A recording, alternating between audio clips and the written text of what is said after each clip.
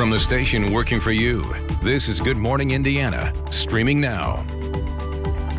More doses of the COVID-19 vaccine are heading to the Hoosier State. Now at 4:30, the growing role pharmacies soon will play in the fight against the virus. Plus, a boost for local chefs and entrepreneurs, how a new program is keeping them in the kitchen. And 3 generations of women working together to build a brand and a future. This morning, how they overcame many obstacles thrown in their paths.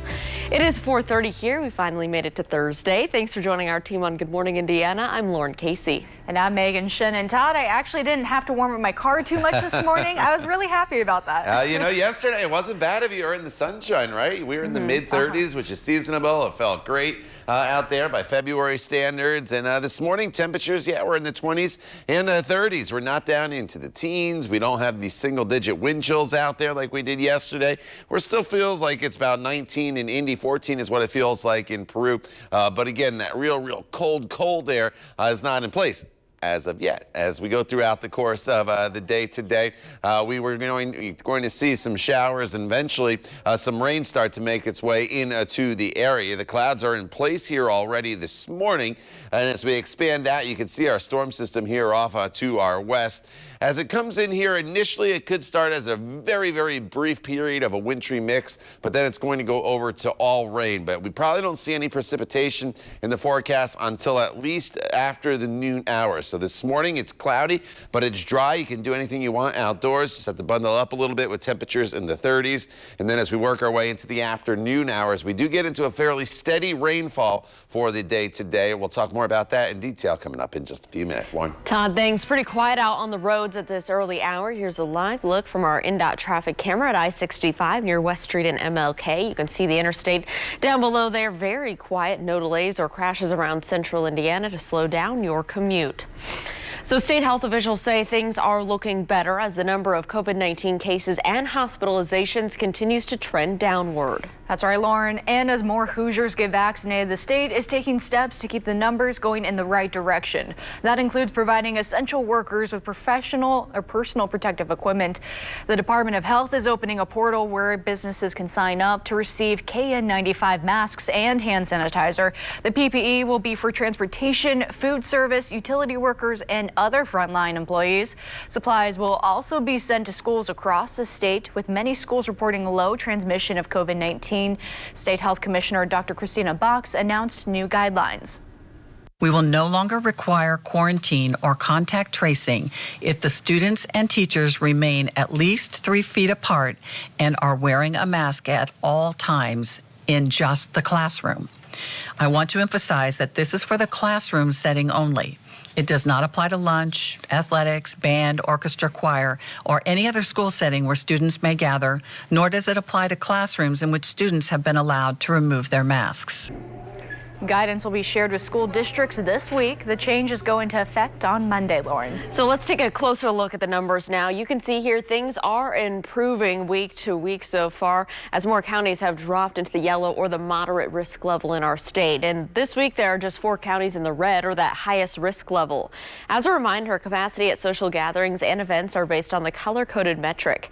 Gathering sizes are still limited to 25 people for counties in red, 50 people for those in orange, 100 for counties in yellow, and 250 for counties in blue. But venues can submit a written safety plan that would allow them to increase capacity based on percentage. For red and orange counties, that would be up to 25%, yellow counties 50%, and blue counties may reach 100% of the facility's capacity. In an effort to encourage more Hoosiers to get vaccinated, the state is planning to air a new commercial during Super Bowl Sunday.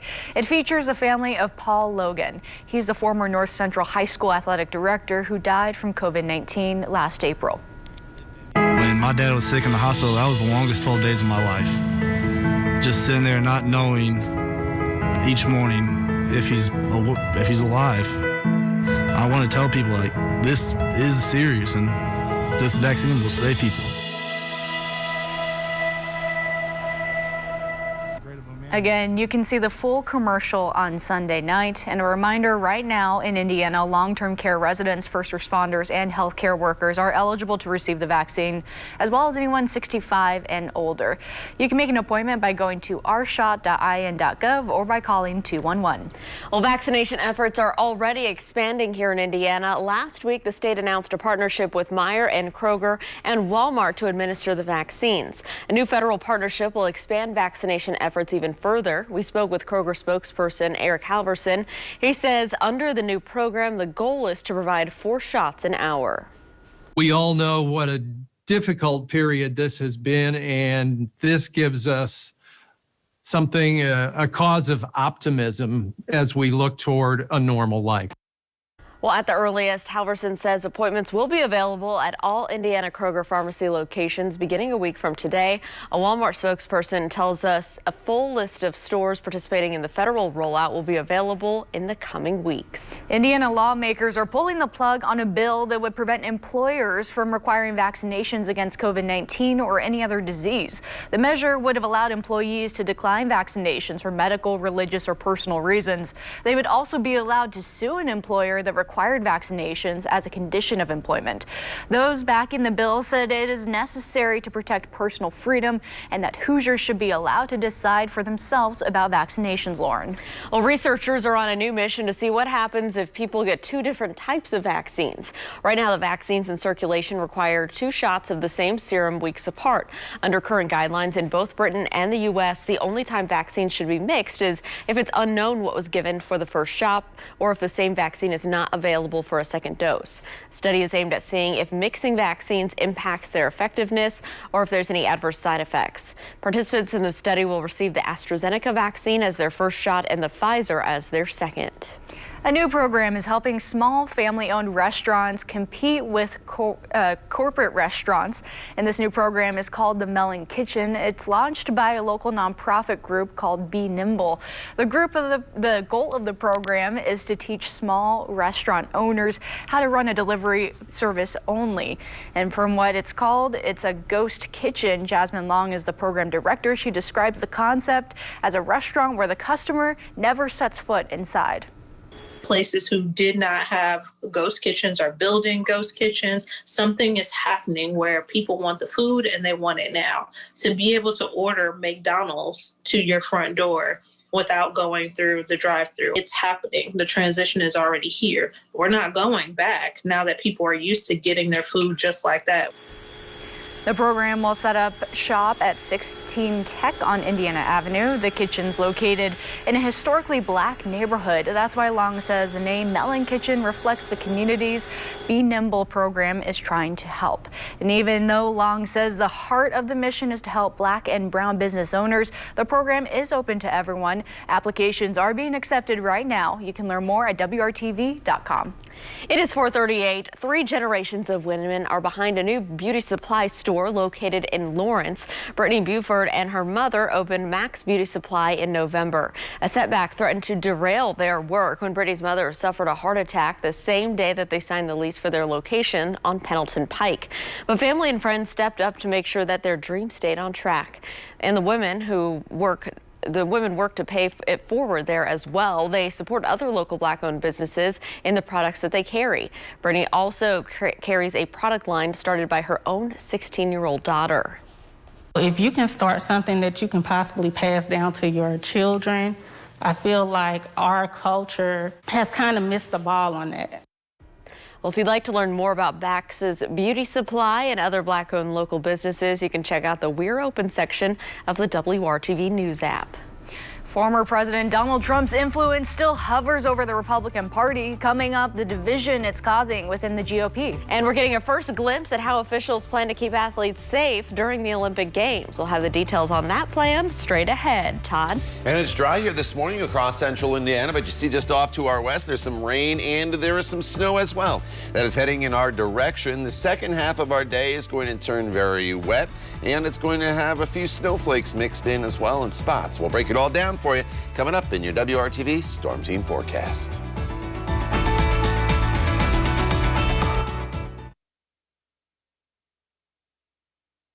Welcome back. Republicans in Washington are debating the future of 2 members of the House. It's also a battle between lawmakers who are aligned with Donald Trump and those who say it's time to move on from the former president. John Lawrence has the details. Third-ranked Republican Representative Liz Cheney is staying put. We're not going to be divided, and that we're not going to be in a situation where people can pick off any member of leadership. Cheney holds on to her post in the GOP's House leadership after a secret ballot Wednesday night. Some Republicans had lobbied for Cheney to be removed after she voted last month to impeach former President Donald Trump a second time. We're very candid and honest with each other, but address this as a family and address this as a team, and ultimately finally worked to have a vote where we kept the entire team together. And on Thursday, Democrats are expected to push for a vote on whether to remove Representative Marjorie Taylor Greene from all House committees. The pro-Trump freshman Congresswoman from Georgia is drawing heat and support for numerous controversial statements made before she was elected.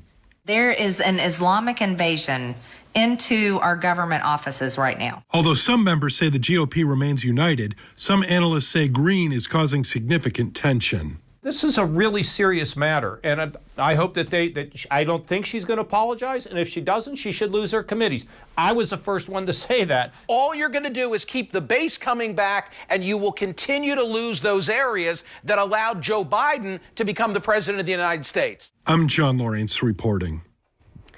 Well, it is 4:44, and we're learning more about former Vice President Mike Pence's future plans. Pence has announced that he'll open his transition office in Northern Virginia. The office will handle correspondence, scheduling requests, public statements, and other official activities for he and his wife, Karen. A spokesperson said the Pences are living in Northern Virginia, and they have summer plans to move back here to Indiana. The former Indiana governor is also expected to launch a political organization in the coming months. Indiana Senator Todd Young is calling on the International Olympic Committee to move the 2022 Winter Olympics out of China. He and Florida Senator Rick Scott introduced a resolution this week. 5 other senators, including Mike Braun, also signed on. They say the games should be pulled unless Beijing immediately addresses its, quote, egregious and numerous violations of human rights, end quote. In a statement, Young says, in part, quote, the Olympic Games are about coming together and showcasing the best athletes around the world. The Chinese Communist Party's actions in Hong Kong and elsewhere make such unity impossible, end quote. The 2022 Games are set to begin 1 year from today, Lauren. And meanwhile, Olympic officials are beginning to lay out the safety measures for the Tokyo Games later this year. The organizing committee president has said the Games will go on as planned in July, no matter the pandemic situation. Well, now officials have started outlining what the Games playbook will look like. It will, for example, document the fact that we will have at a minimum, a test for athletes every 4 days. The playbook will also document how we intend smartphone applications, in particular regarding the health monitoring aspect and also, of course, contact tracing. The Tokyo Olympics are scheduled to be held from July 23rd through August 8th. And the stock trading app Robinhood has made headlines over recent days. The app's facing criticism and lawsuits over its policies, but a nonprofit with the same name is finding a silver lining to the headlines. The organization has been fighting poverty in New York City for 32 years. The nonprofit initially got confused for the stock trading app on social media. That garnered some angry comments directed at them, but once people realized the nonprofit's mission, it led to an increase in donations and more. It's also provided an opportunity for people just to learn more about the work, to learn more about why an organization like ours exists, and why this issue of poverty, this issue of entrenched poverty, in many ways is something that everyone should be spending and focusing their time on. Wes Moore is the CEO of the nonprofit Robinhood. He says they've received hundreds of donations in the last few days from across 29 states. Time now is 4:46. Let's get a check of the weather with Todd Clausen. Hey, Todd. Good morning there, Megan. Happy Thursday, everybody. We're transitioning here towards the end of the week, and our weather pattern here for the end of the week and eventually into the weekend is going to be very active all across central Indiana. Outside right now, though, it's pretty quiet. No visibility issues and temperatures not bad for this time of year. Actually, actually. We're at 27 in Indy, 29 in Muncie, 30 is the current temperature in Bloomington, 33 is the current reading in Lafayette. As we work our way throughout the course of the day today, the morning hours for the most part will be dry. There could be a few hit or miss rain and snow showers starting to work in here as we get towards the 10 and 11 o'clock hour, but the bulk of any steady precipitation, which is mainly going to be all rain, is going to be during the afternoon and into the evening hours. As you see, temperatures will be above freezing, so that is good. That will eliminate the potential for any freezing rain with the storm system as it makes its way into our area. The clouds are in place all across central Indiana. Don't plan on much of anything in the way of sunshine, but boy, it was nice to see that sunshine all day yesterday, wasn't it? And then here's our storm system. There's little two parts to it. We have this first little wave and then the main part that's back off to our west still a little bit. Let me go over to TrueCast and I'll walk you through this hour by hour. And as we go throughout the course of the morning hours, there could be a hit or miss rain and or snow shower, but the bulk of this precipitation is going to start by about the noon hour off in western Indiana and then spread from west to east. So the afternoon and evening, we have steady precipitation. I know it's showing a little bit of mixed precipitation here, and there could be a little bit of sleet mixed in, but with temperatures above freezing in almost all locations, even if you see a little sleet, see a little bit of snow, we're not expecting much of anything in the way of accumulation. Now, once the sun sets this evening, there could start to be a little bit of accumulation of some snow here in northern locations, but I still don't really think it's a huge ordeal for us. It's mainly a rain event for us, and then as the colder air comes in on the backside of this system, that's when we could run into the potential, at least, for a little bit of a flash freeze across the area. As far as rainfall goes, anywhere from about a quarter to a half an inch on average across the area.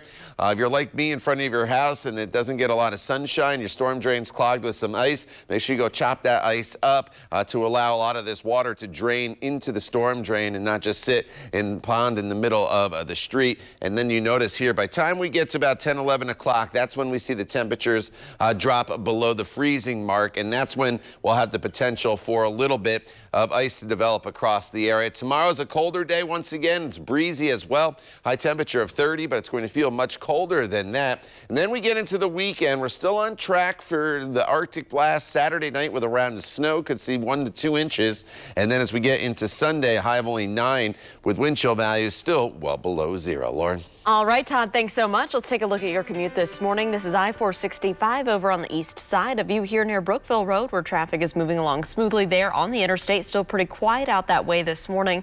We'll keep you updated on any delays for your commute. Megan. Lauren, thank you. This morning we are learning more about the funeral arrangements for actress Cicely Tyson.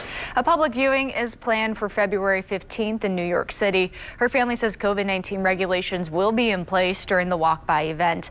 The 96-year-old actress had a long career in Hollywood, winning multiple Emmys and a Tony Award. Her memoir, Just As I Am, was released right before she died, and it is now a bestseller, Lauren. Well, Jeopardy is reeling in some big names to step into the late Alex Trebek's shoes. The game show has announced a series of guest hosts.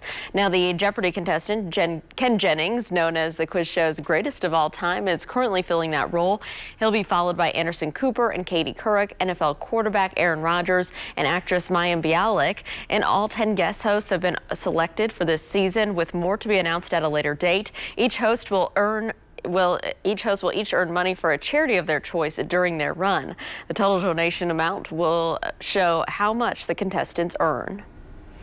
A professional dancer is using his past to inspire future generations. Up next, why he wants everyone to get up and dance. And an Indiana woman is helping new mothers with their fitness goals. Our own Kelsey Anderson has their story coming up, all new at 5 o'clock.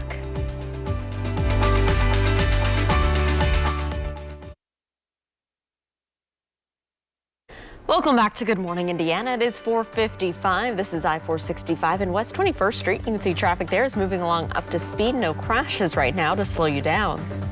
Lauren, thank you. It's okay to dance. That's the message from Jamal Joseph, a professional dancer from California. He grew up in Oakland and says he always faced bullying and hurtful comments for something he loved to do. That inspired him to write a new children's book called Black Boys Dance Too. Joseph worked for Beyonce on her homecoming concert tour, and he says the story shows the importance of loving the gifts you're born with. All right, time now is 4:55, and Todd, maybe we'll leave the dance moves to Joseph, but you have the weather moves for us. Yeah, and there's a lot going on, a lot of things moving in this 7-day planning forecast as you look at it. Today we start off dry, but rain develops this afternoon, and you could see a few snowflakes or a little sleet mixed in. Don't be shocked if you see that, but with temperatures above freezing, we really shouldn't see much of anything in the way of accumulation. Then it gets cold overnight, and whatever does fall and any moisture that's out there could refreeze pretty quick, and then we get around to snow on Saturday evening before the Arctic air comes in on Sunday, and there are those high temperatures on Sunday, only right around 10 degrees for most of us, with wind chill values that'll be well below zero. We'll talk more about your 7-day forecast. Have your news headlines coming up when Raphael joins us here at the top of the hour.